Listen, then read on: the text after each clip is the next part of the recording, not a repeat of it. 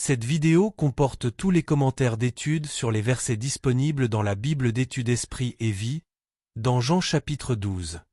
Verset 3. Marie honnit les pieds de Jésus. L'acte accompli par Marie a représenté un grand sacrifice dans la mesure où le parfum qu'elle a répandu sur ses pieds était particulièrement cher.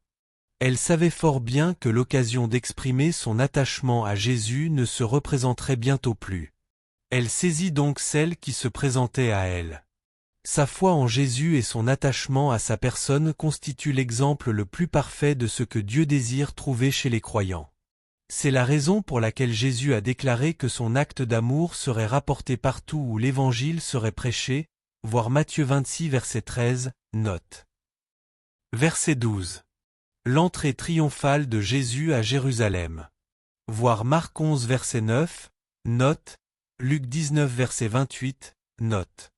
Verset 23. Le Fils de l'homme, glorifié. Jésus parle de sa mort comme d'une glorification et non d'une tragédie. Il explique à ses disciples que le chemin qui conduit à la fécondité spirituelle passe par la souffrance et la mort, verset 24. Verset 25.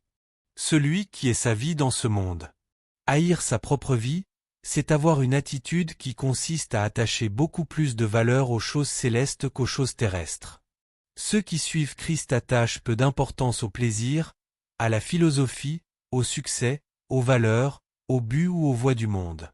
Ces croyants-là hériteront la vie éternelle, car ils considèrent que rien dans ce monde ne vaut la peine qu'on s'y attache au point de ne pas le sacrifier à la cause du Seigneur. Matthieu 16 versets 24 à 25, Marc 8 versets 34 à 35. Verset 26. Si quelqu'un me sert.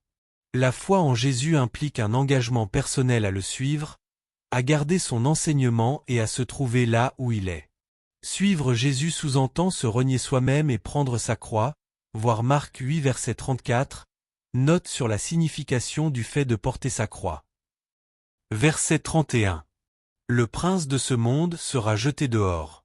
La défaite de Satan et de ce qu'il représente a commencé par la mort de Christ sur la croix et par sa résurrection. Son ultime défaite aura lieu lorsqu'il sera jeté dans l'étang de feu et de soufre, Apocalypse 20 verset 10. À l'heure actuelle, cependant, Satan est encore à l'œuvre en tant que chef et prince de ce monde, chapitre 14 verset 30, 16 verset 11, 2 Corinthiens 4 verset 4, voir Éphésiens 2 verset 2. Dans ce monde, Satan a du pouvoir et de l'autorité. Il se sert des choses de ce monde pour lutter contre Christ et l'Église.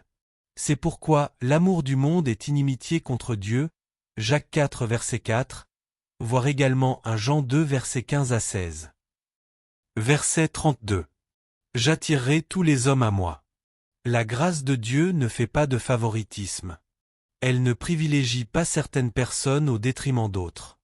Ce qui n'empêche pas que certains, par amour pour le péché, invalident la grâce de Dieu par leurs décisions et leurs actions, voir Matthieu 23 verset 37.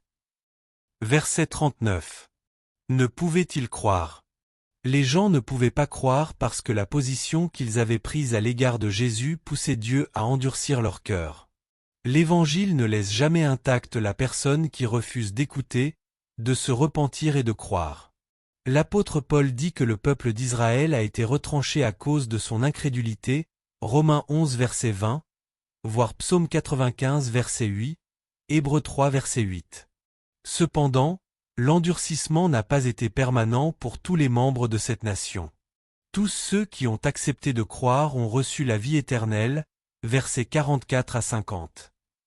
En réalité, un grand nombre d'Israélites ont cru après la Pentecôte, Acte 2 verset 41. Verset 43. Ils aimèrent la gloire des hommes. Parce qu'ils recherchent l'approbation de leurs semblables, un grand nombre d'hommes sacrifient leurs convictions et agissent de manière contraire à leur conscience. Ils sont prêts à se joindre à la majorité, voir Daniel 11 verset 32 et verset 34, et recherchent l'opinion favorable des dirigeants ou de la foule. Quel est le secret qui permet de remporter la victoire sur la crainte des autres et sur le désir de recevoir leur éloge?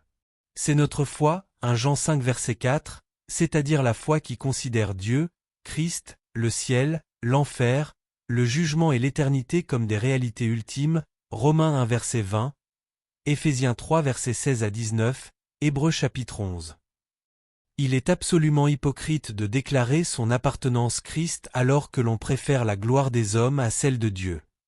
Verset 50. La vie éternelle. Voir chapitre 17 verset 3, note.